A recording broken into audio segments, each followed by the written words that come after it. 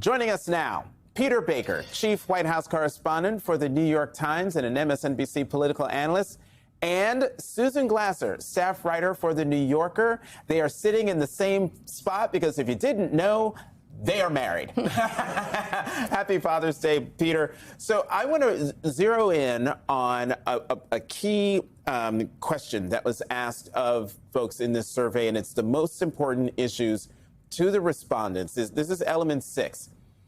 And you notice I said in the intro that the biggest issue for the president was immigration, and you got a lot of people who are disapproving of what the president, or I'm sorry, approving of what he's doing. 51% approve. But when you look at what issues matter most to you right now, immigration is 1, 2, 3, 4, comes in 5th at 9%. So, Peter, why is the president still so focused on immigration when what the American people really care about is our economy, democracy, healthcare, crime, and safety?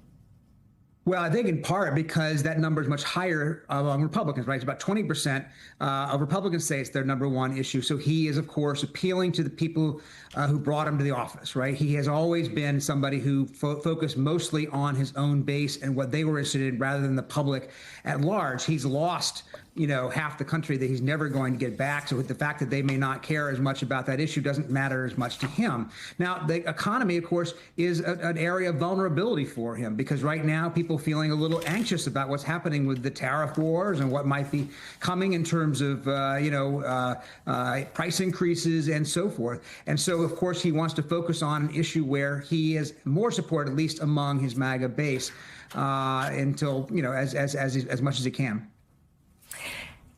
Could you talk a bit, Susan, about the evolution of Trump on immigration, or rather the non-evolution, since that moment he was on the escalator and he came out so hardcore on immigration, 2016, and then, he's used it to varying effect throughout his campaigns. The Wall vaunted him into the presidency. 2018 ranted about caravans. It didn't really go over. Now you look at these numbers and the country is so evenly split on immigration, and he's throwing everything at the issue and has gotten so militarized in his use of force around the country. Is there political utility still for Donald Trump?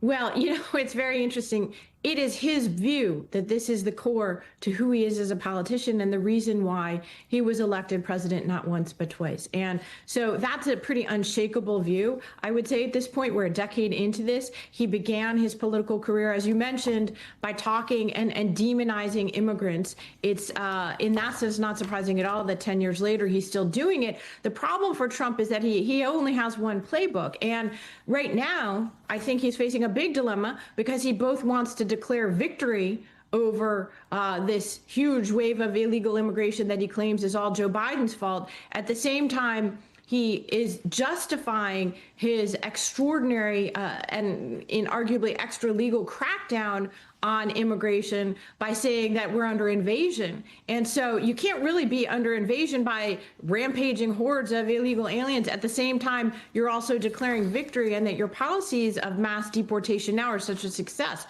So I think right now, Donald Trump is facing the dilemma of governing. He's much better, frankly, as an outside candidate ripping down those whose job it is to govern the country than he is as a governor, in part because the responsibility of making tough choices in the White House doesn't lend itself to Trump-style demagoguery, I would say. Coming up this week is the 10-year anniversary of President Trump coming down that escalator. We've been with him for 10 years on the political front. I want to play a shot of that first presidential campaign launch from June 2015, and we can talk about it on the other side. Officially running for President of the United States, and we are going to make our country great again. The American dream is dead. I'm really rich. I'll show you that in a second. Save Medicare, Medicaid, and Social Security without cuts. Have to do it. When Mexico sends its people, they're not sending their best. They're bringing drugs, they're bringing crime, they're rapists. I will build a great, great wall on our southern border, and I will have Mexico pay for that wall. Mark my words. Mexico didn't pay for the wall, if anyone forgot, over the last 10 years. Peter, I want to start with you, but Susan, I want you to weigh in as well. 10 years of Donald Trump in our politics, a lot has changed. Almost everything has changed about our politics because of one man. Yeah, and yet he hasn't changed, right? A lot of what you just showed is reflective of the same themes, the same arguments, the same language that he uses today. How shocking it was to the political system 10 years ago when he said that Mexicans coming over the border were rapists. That was a huge scandal, it felt like at the time. Lots of discussion and commentary about how out of the norm it was, how a lot of people thought it was very racist, very demagogic, to use Susan's word. Today, it's the kind of language he uses all the time, and people don't really bat an eye anymore because it's become part of our national political conversation, rightly or wrongly. And I think that what's remarkable is how much he has shaped this decade, how much he has, in fact, dominated. Even when he wasn't president, he has dominated our national discourse now for 10 years. Everything, even when Biden was president, was a reflection in a lot of ways off of Trump. What it meant for democracy, what it meant for issues like immigration, what it means for the economy. He has singularly come to define this moment in a way that no president has really probably since FDR. Yeah, I think I would agree that Donald Trump is going to, have his name stamped on this era. And it's also a permission structure for many of the worst angels of our nature. That's something striking when Peter talks about how inured we've become to, the casual lying as he breathes. Frankly, that's right there in the very first clip of the very first moment of Donald Trump as a political figure. The divisiveness, the hatefulness, the demagoguery, those have now just become accepted facts of our politics, actively cheered on by a huge swath of America. Remember, he was an outsider even to the Republican Party.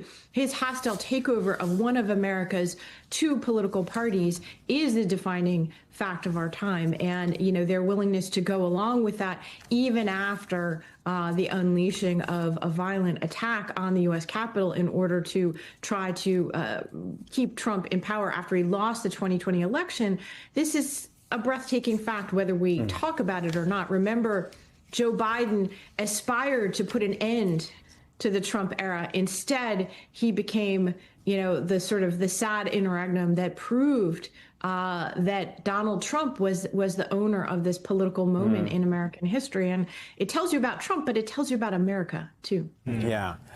Peter and Susan, I'm not sure if what I'm about to bring up was in the book you co-authored or if it was from Peter's reporting in the New York Times, but y'all were the ones who told all of us that it was the president's trip to France and the Bastille Day military parade that Donald Trump witnessed with President Macron, that is where he got the idea that led to yesterday's military parade. Do you think that the military parade, the parade to celebrate the 250th anniversary of the Army, that was also happened to be President Trump's 79th birthday, was it everything he expected and hoped it would be? No, I don't think you could say it was. Obviously, I think he imagined this much grander, much more extravagant affair with lots of people and cheering, and particularly cheering him, right? And the reports from the parade from my colleagues at the Times, indicated kind of sparse attendance in some places and sort of a flat energy. And I don't think it was what he wanted. Obviously, it was overshadowed to a large extent by the conflict of what's going on in Los Angeles. It was overshadowed by protests with hundreds of thousands, not millions of people, anti-Trump people in the streets of cities across the country, huge crowds in New York, San Francisco, even Texas. It was overshadowed by war in the Middle East. And I think so instead of being the celebration he, I think really has hoped for all these years, it became kind of an afterthought to a lot of things that are going on that are pretty important right now. Peter Baker and Susan Glasser, thank you so much. You're the authors of The Divider, Trump in the White House, 2017 to 2021.